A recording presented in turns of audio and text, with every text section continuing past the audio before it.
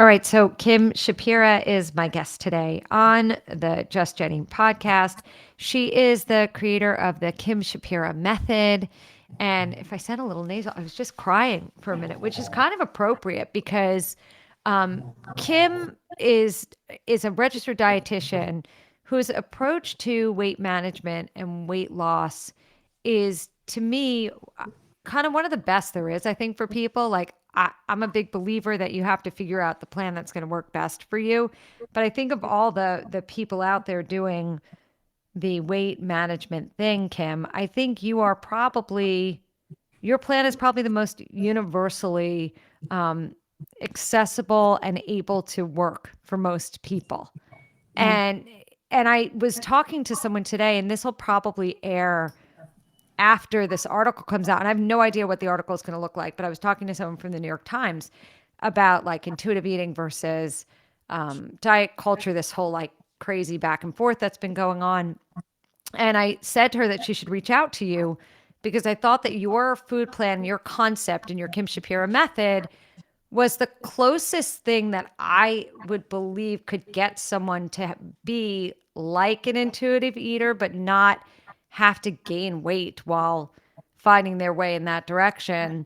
And also like maybe lose weight. And that to me was certainly what I would want if I were to embark on that kind of thing. So welcome to my show. We are old friends. You did my other show. And so, yeah, why do you think that your plan appeals to so many and works for so many? First of all, I'm so happy to be here. This is my first podcast with you, and I'm always so happy to see you.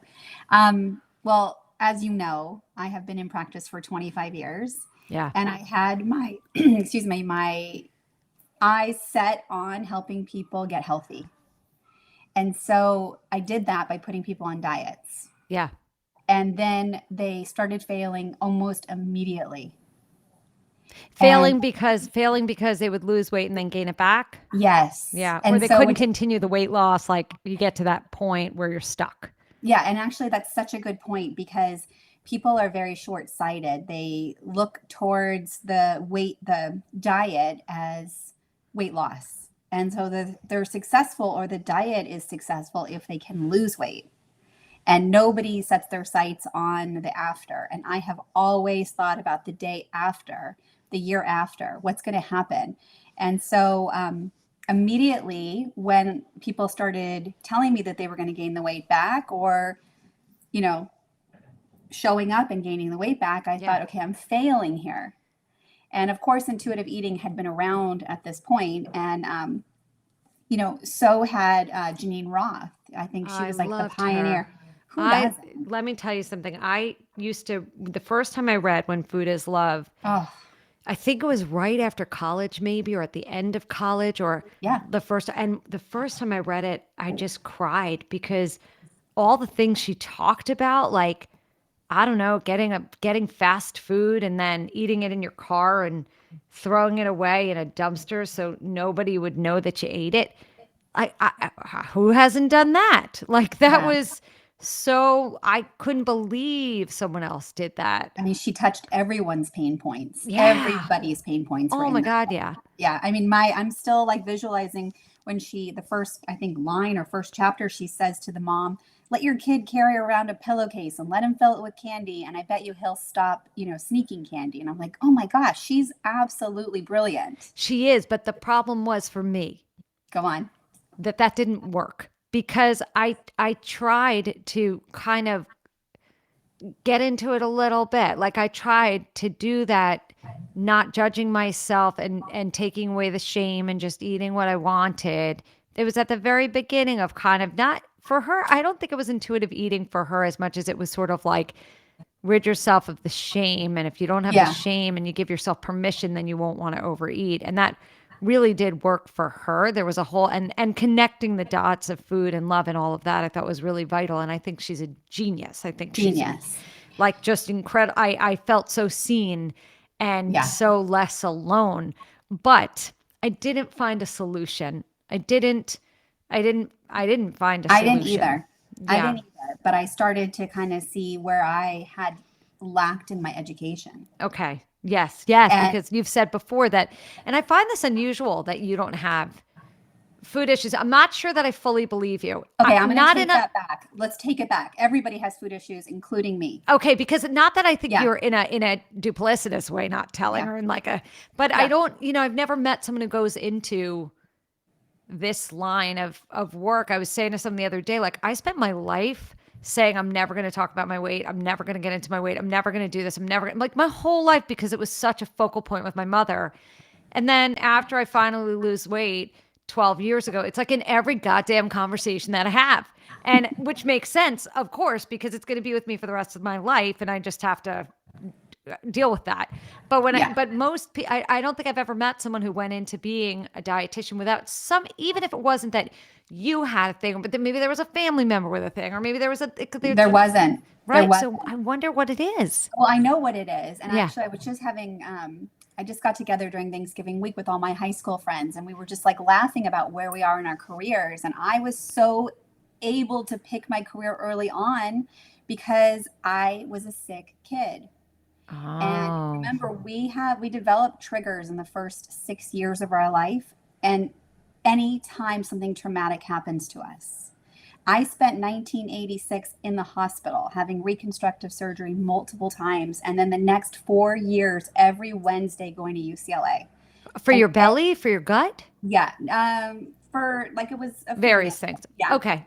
Okay. And so my mom would say to me, don't cry, we'll go shopping after. And in Westwood, there was a Bullock's right where UCLA, right in that shopping area. And so we would go to these doctor appointments, and it was gynecological, and I was 12. Oh, And there were specialists, and there was 4 doctors, and it was a teaching hospital. So I had no rights to my body, and I had medical students examining me because, to be honest with you, I made medical history, and it was one of 8 people in 1986 who had ever had this problem. And now it's wow. going to seem like a big deal, and back then it was. But what You my had mom, 4 vaginas?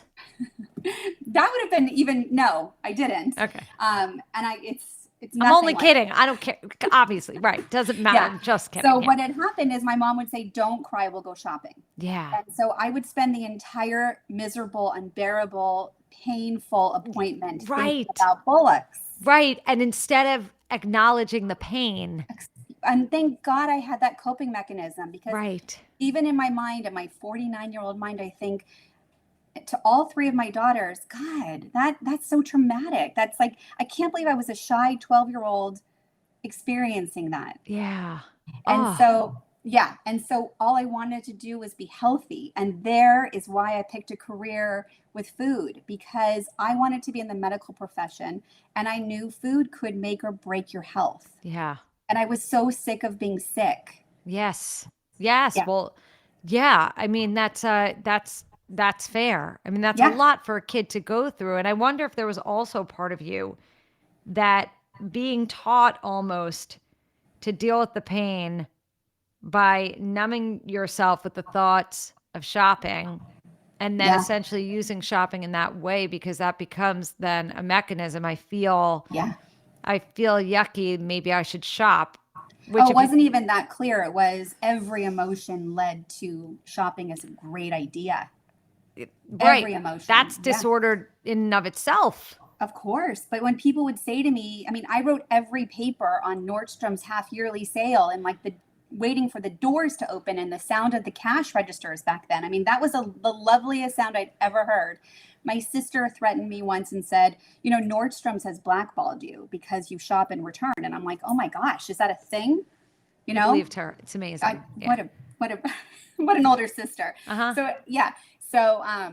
So what happened is I would have denied I had any problem about shopping. People always called me out on it. And when I started recognizing, oh my gosh, my clients are eating the way that I shop. Right.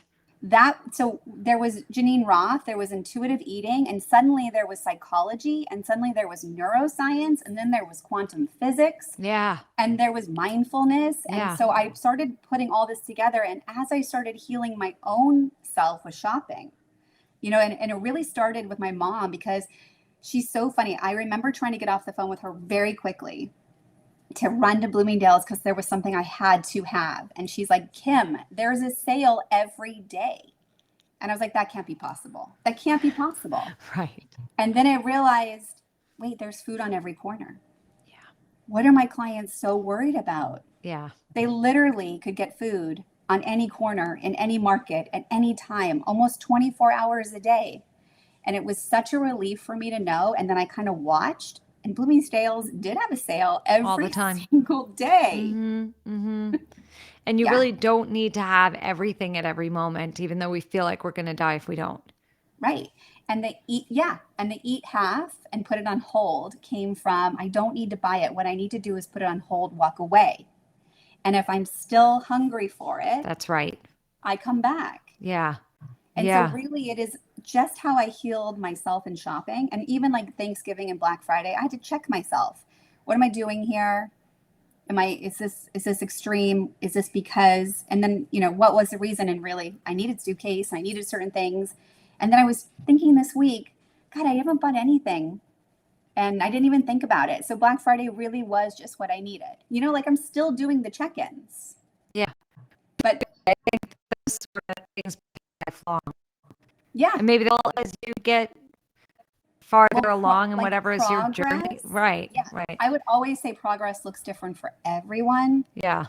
Yeah. Right. Like, I remember one time I was picking up one of my daughters at the bus and I had some extra time. So I went to Bloomingdale's and I remember standing at the doors thinking, what am I doing here? I actually don't need anything here. And I turned around and got in my car and just got to the park early. And that was progress. Yeah. Yeah, for sure.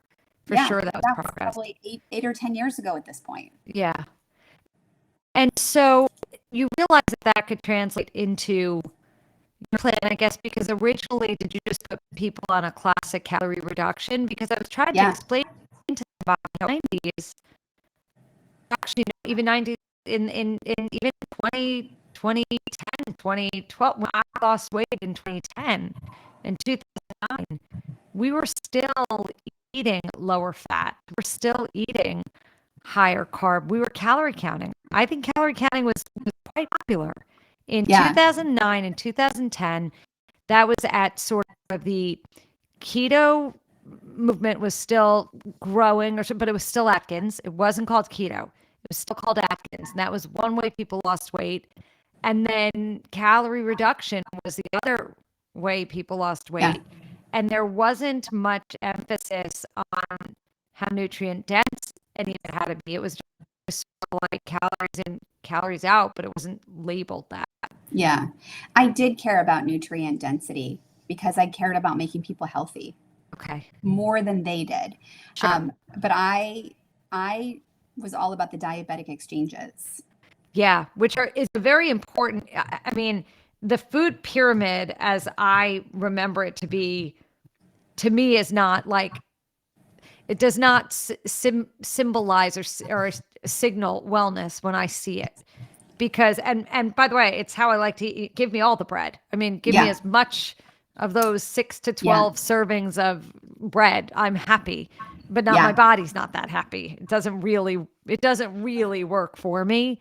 Whereas the diabetic exchange is more of a better approach, I think, because I think they're the same. Are they? Because don't your bodies don't we need more fat and more protein? I almost think they're almost exactly the same. The difference is like the pyramid, like when you see 6 to 12 starches, that's really like how active is a person. Yes.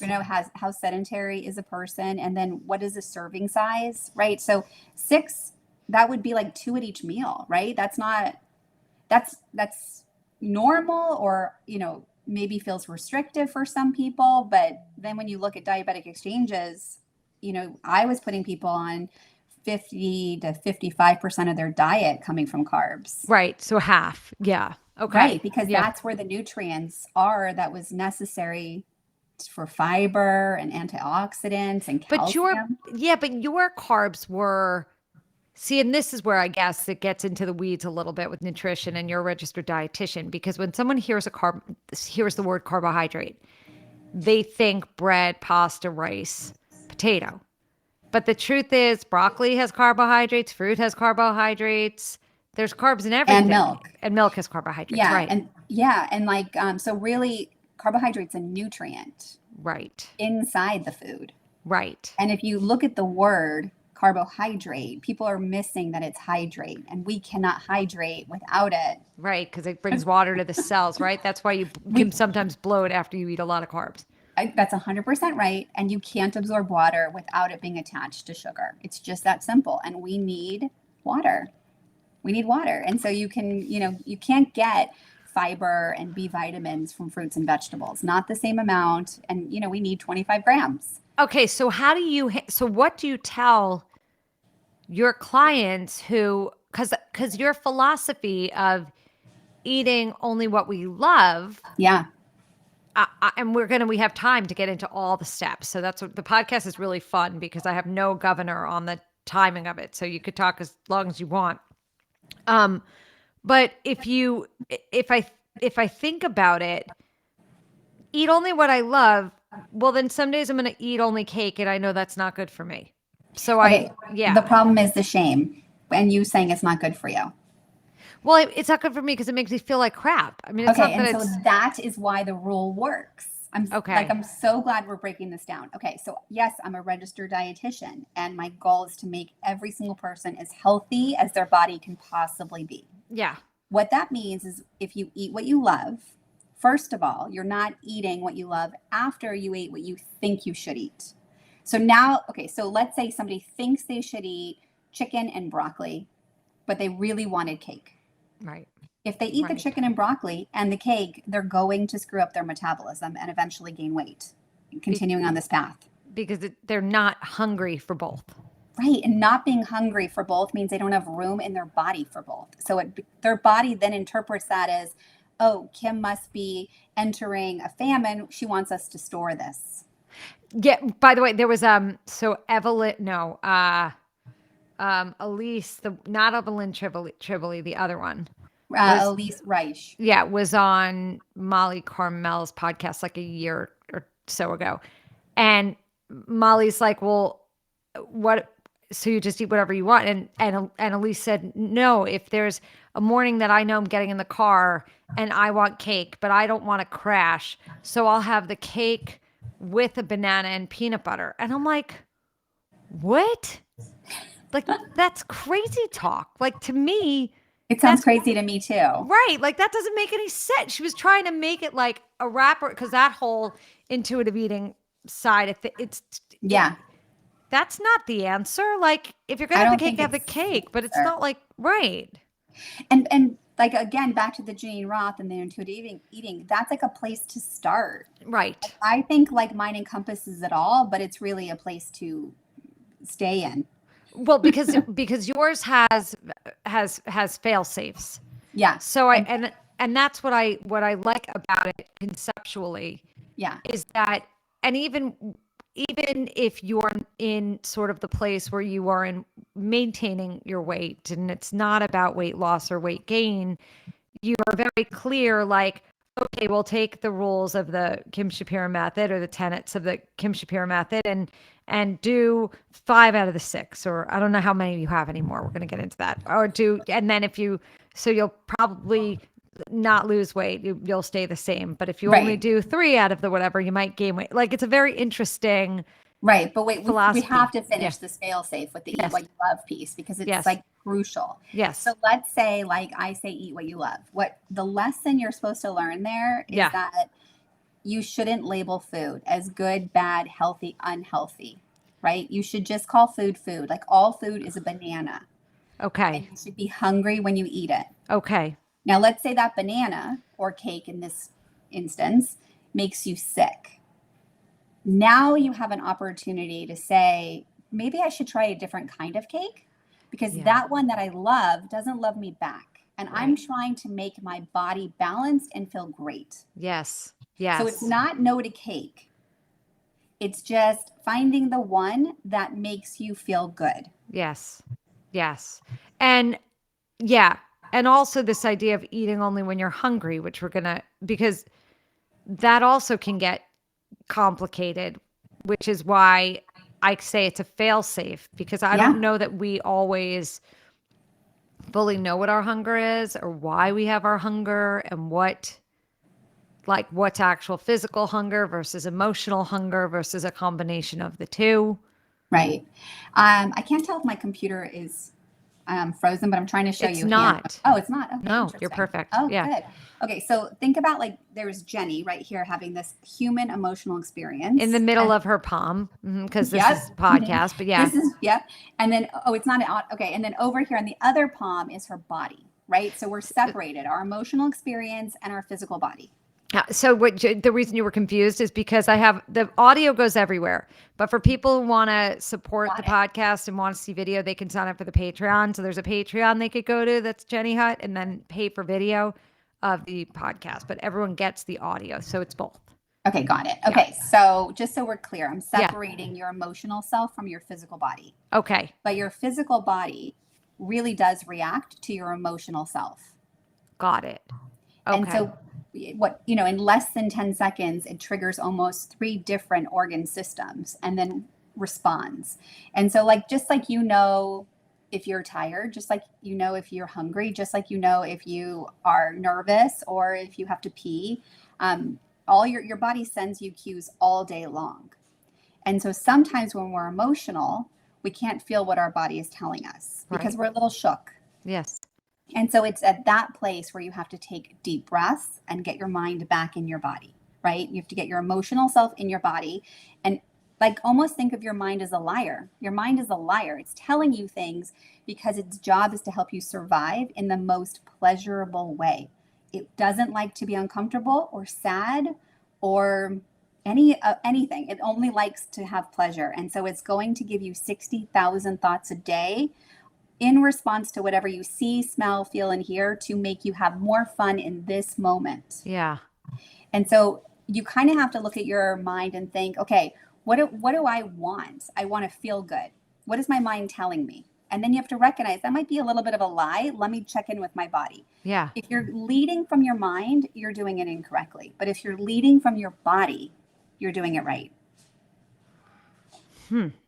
That's tough, though. That's tough for a lot of us to separate the mind, because I could breathe all day long, but that doesn't mean I will 100% be back in my body and my mind in sort of a place that enables me to be really clear what I'm feeling and what I actually need food-wise. Right. So I think that I have 6 rules and they're very structured, but there's so much flexibility in them.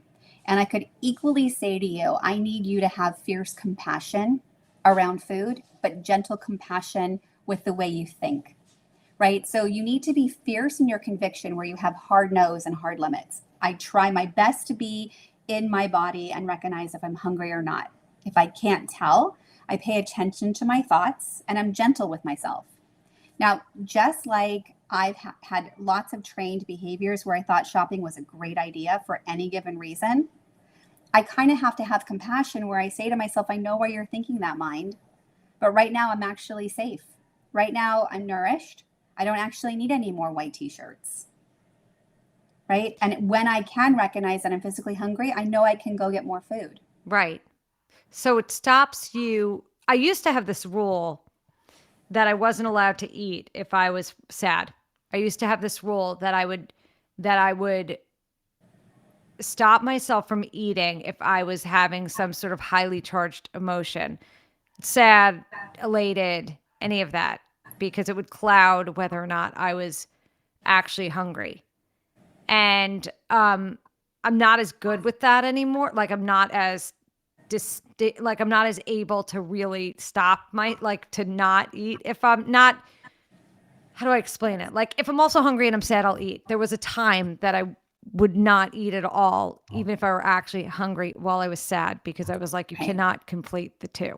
That's called being fierce with yourself. And the fierce compassion part, and I like it. I like it. But you outgrew that need. Right.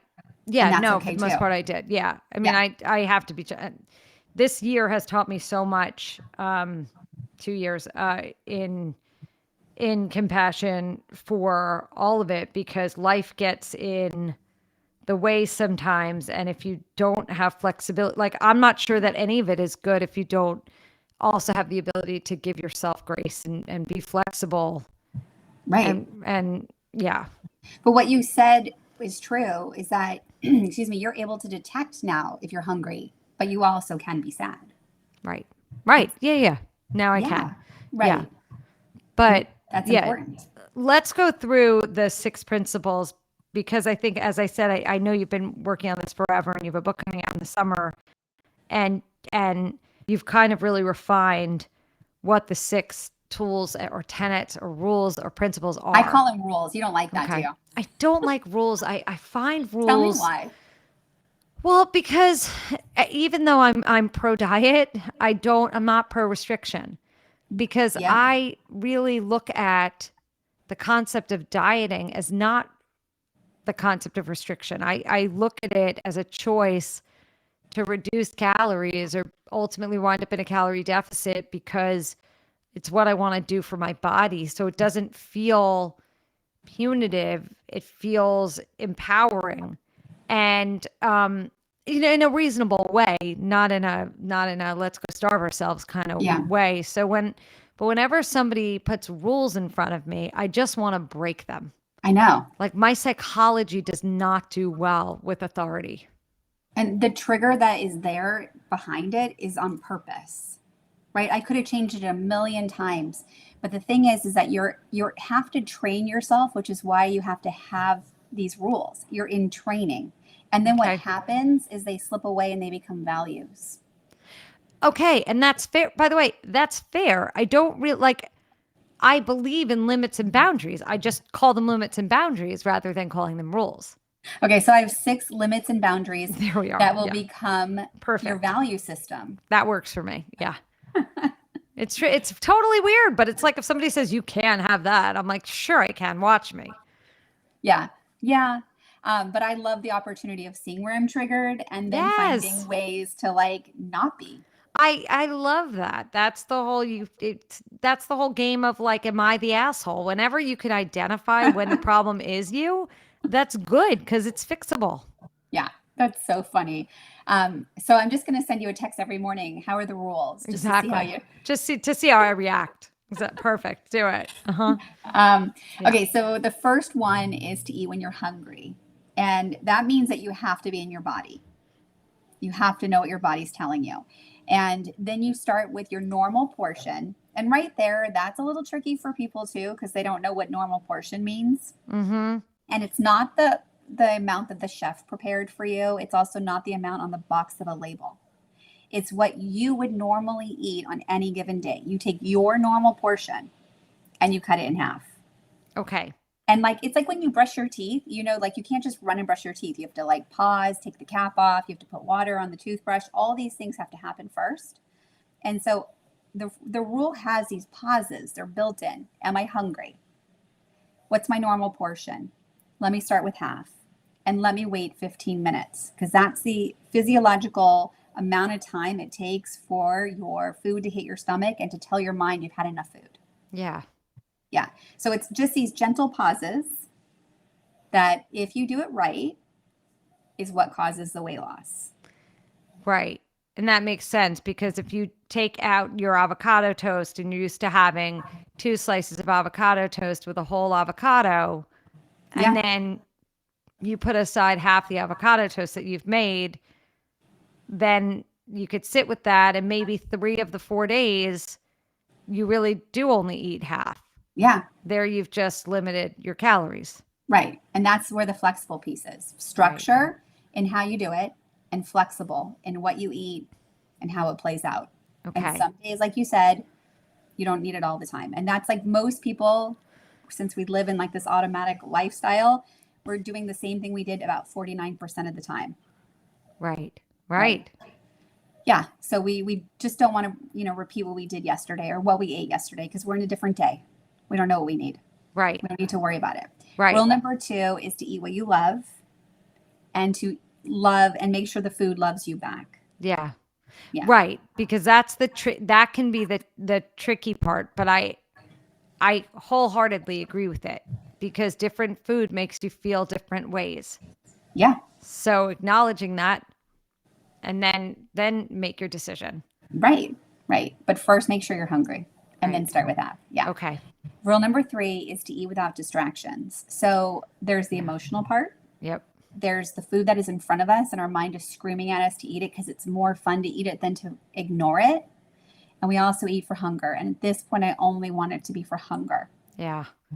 Yeah. That is a tough one for many of us who eat on the go or eat running around, to actually sit at the table and put the phone down, to see what you're doing and deliberately eat and then stop.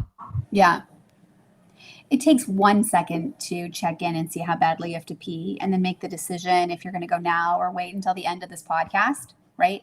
That's how long it should take for you to figure out how much food you need and the Right. follow through. So if you're on Okay. the run, it's Yeah. okay. But if you are constantly eating in front of the TV or on your phone, then you might want to eat the entire duration of the TV show, because it's just more fun to do. Right. Right. Yeah. And so you don't, it's not a permanent thing where you just eventually will get It's so in training yourself. tune. Yeah, it's just training Yeah. yourself. It's Yeah, interesting. exactly. Yeah. I get it, because I trained myself to not eat at night. I just Yeah. don't eat at night. I mean, that's not to say it's never happened, but it almost never happens that I Yeah. eat after it's, dark, unless I have to be out at a dinner or whatever. But like when I'm home in my kitchen, I just 6, 7 o'clock comes around, it's over. I just don't even. Yeah. It's actually better for everything if you wait 3 to 6 hours. If you don't eat 3 to 6 hours before you go to bed, Yeah, it's really good for your sleep and Yeah. your digestion. Yeah. Definitely. So that's good. The fourth rule is 10,000 steps. I do that. Yep. Which, is I kind of want to replace the idea that you have to do hardcore workouts actually and just move your body. Like, some people are so stressed out that they don't even have the strength to move their body, but they're doing it anyway. Yep. And so it can be gentle. And then when you're up for it, do more, but at least shoot for 10,000 every day. And if you're not hitting it, just try and do, 500 more a day. Yeah, I agree. The pressure of, first of all, the benefit between the hardcore crazy workout and the walking, it's just not that much more. You're not really getting the amount of stress it's putting potentially on your psyche and your physical self. It's not always worth it. I mean, if you love it and you want it, great. But if it's giving you pause or making you feel like you're dreading it, then just don't do it. And for some people, it's the reason why they can't lose weight. Their body is too stressed out. 100%. That is my body. By the way, that's my body anyway. When I don't exercise, when I just barely make it to 10,000 steps, I always weigh less the next day than on the weeks that I walk 20,000 steps. And I'm not telling someone to walk fewer steps, like walk as many as you can. And I actually feel good when I walk a lot, when I move more. I don't really care about the number on those kind of days. But I know that I have a very sensitive, inflammatory response. That's my body type. I'm smiling and laughing to myself because I remember just like when COVID hit, and remember you were supposed to go to Europe, you were unsure if you were going to Europe, and you were also so unsure out. how you were going to get 10,000 Oh my God, I was so stressed out. I mean, what would you say to yourself now about going to Europe and getting 10,000 steps? Would you worry at all? No, I wouldn't worry even a little bit. I don't even remember what the part that made me as nervous about getting it done was. I really don't, because like when back then I was using that mini elliptical, and I think I was so attached to it that I felt like I wouldn't be able to do it without that. Yeah. And now I still use it. I still use it often when I am bored on my treadmill or I can't go outside or whatever. I will use it. I love that thing. I've forever loved that thing. Me too. But I know that I can do it anywhere. I mean, you should look on your phone on the health app and just see, like, I'm just curious, like November 2019, how many steps you were averaging before now. Yeah, definitely way fewer. I mean, I can't even imagine why you would. Yeah. I guess I'll look. Yeah, I haven't looked, but I should look. No, it would be like probably, because I average 10 to 12,000 steps probably every day. And sometimes it's more, but it's pretty much always 10. Occasionally I'll have a 9,500 day and I'm just like, whatever. Yeah. But yeah, before that, I was way more sedentary. Yeah. It's interesting. Yeah. Okay. Rule 5 is 8 cups of water. And that is like a natural way to cleanse and detox. Hardest one for me. Organ. I know. Yeah. It's hard.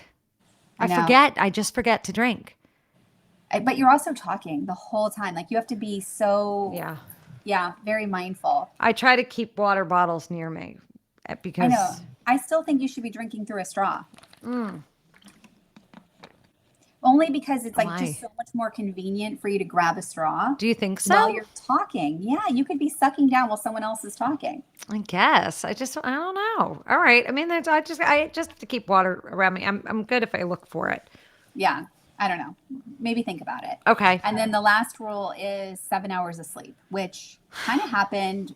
I formed that rule when I think pretty much when you and I were talking in the early stages of COVID, when every single one of my clients just couldn't sleep. I mean, the stress was out of control. And, obviously as a dietitian, you know that sleep impacts your weight. And so that was what I was totally afraid of, people's weight being affected by lack of sleep, plus so many other things.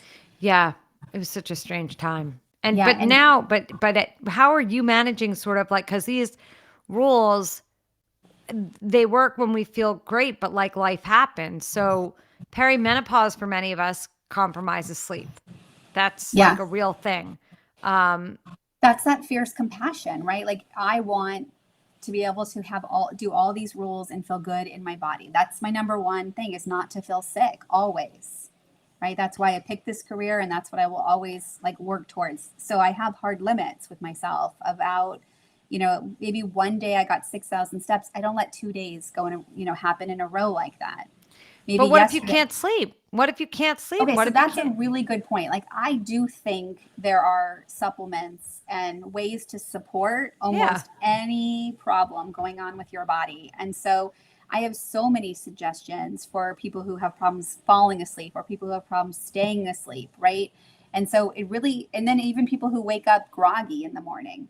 So, if you go to like any of the drugstores, sleep aids is like a multi-billion-dollar business. So everybody is suffering from sleep, and Yeah. the average American gets 6.5 hours. We have a lot of sleep problems. Yeah. We need Yeah. at least 7. So, and yeah, I don't do well with sleeping pills No, because, not sleeping pills. by the way, Yeah. when I say I don't do well, I've never taken one. Well, don't. No, I Don't. haven't. I've taken Xanax, but again, few and far between. Almost now, Yeah. I haven't taken, so funny. Not funny, just interesting. Like my dad's been sick for 2 years, and I have had more than my fair share of panic. And I don't think I took Xanax more than twice in 12 months. Yeah.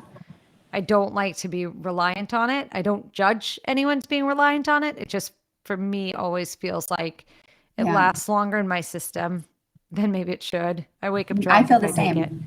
I'm Yeah. super sensitive, and I don't Yeah. like any of that either. But there are supplements that help with your cortisol levels or your Okay. nervous system Yeah. or your GABA receptors Uh-huh. that don't have side effects, that don't make you feel, hungover. Not melatonin.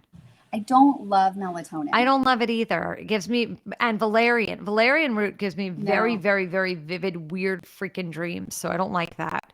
no, I love, like, if you have trouble falling asleep, I love 5-HTP. If you have problems staying asleep, I love something Staying's my called issue. Relora. Relora. Okay, because Relora. falling asleep is fine. Falling asleep happens to me as though I were drugged. That's how I fall asleep at night. Like Yeah, all of a sudden, a wave comes over me as if someone slipped a Mickey, put a roofie in my drink. It's the weirdest thing. And I'm like, it's over. I gotta go. And I conk out. yeah, Then I wake up hours later. yeah. But that's because you're panicky or your stress hormones are too high. And so, honestly, the best thing for you, and I'm not sure about like the sunshine where you live, but getting your eyes in front of the sun first thing in the morning Yeah. tells your body, this is the time I wake up. Yeah. I mean, our master clock, and that's what I talk about with metabolism, right? Like, or, being hungry every 2.5 hours, it's all based on our master clock. And like, our body is giving us cues all based on this master clock. And so our circadian rhythms is what tells us when to go to sleep and when to wake up. Okay. So And, yeah. and it's really important that you try and go to sleep around the same time and you try and wake up at the same time. Yeah. I think I do within an hour usually. Okay, that's good. And then Yeah. also not to hit the snooze button. And if you're going to nap, Yeah. do it less than 15 minutes in a day. Yeah, I don't nap, but I do I don't hit snooze. I do go back to sleep. Because usually, like, our dogs make us get up really early. So we alternate every other day who does the early shift. And after we come in from taking out the dogs, I usually go back to sleep for like 45 minutes. And then when you wake up, are you disoriented and more tired? No, Or no, okay, I that's just good. wake up. I always just wake up. It's usually, Okay. yeah, if I'm up at 6, then I might go back to sleep 6:40 to 7:40. I mean, but yeah, no, it's fine. Yeah. Yeah, interesting. Yeah. I'll send you the two supplements that I love, but Yeah, okay. I know you're, you know, you can look into them, research them. Yeah, for sure. Yeah, that's good. Yeah, and so that's it. So I think it's important, and like you were saying earlier, if you follow all 6 rules at about 90% and you're trying to lose weight, you'll lose between 1 and 3 pounds that week. Yep. If you follow the rules at 80%, you're going to lose between, you know, about 1 pound that week. If you follow the rules at 70%, you're going to stay the same. Right. It's a pretty good leeway. That's a pretty Yeah, good maintenance plan. it is. And Yeah, if you do it only 50%, you might gain. for sure. Right. And that makes sense to me. Yeah. And that's where it goes back to like, there is an element for many people of weight management that it has to be managed. I mean, good for those who don't have to worry about it and don't have to think about it and their bodies don't shift or change or whatever. Great. Good Yeah. for them. But for Yeah. many of us, like, that just doesn't work. That just doesn't work for me. Just won't. Right. I mean, you know, it's going to be interesting because so many people are taking Ozempic or Wegovy Yeah. or other weight loss medications. It's going to be interesting to see. And my hope is that they really are learning Well, because that's the thing. I'm a big fan of any. If you go to a medical provider who's licensed and specialized in what you need, and medications are dosed ethically and appropriately, I'm a big fan. I believe that obesity is a disease. I believe yeah, that it's multi factorial. I believe that different people have different reasons why they have the disease of obesity, and me in too. probably more cases than people want to admit, there's some underlying physiological something that can be addressed with any all sum of these medications. I think they're wonderful and there should be zero stigma I for agree anybody who chooses 100%. to take them. And then I also think that it's important at the same time to work on all the other stuff That's the because thing. no matter what, weight loss is not going to be sustainable, That's it. whether or not you're on that drug, because your body gets used to medications.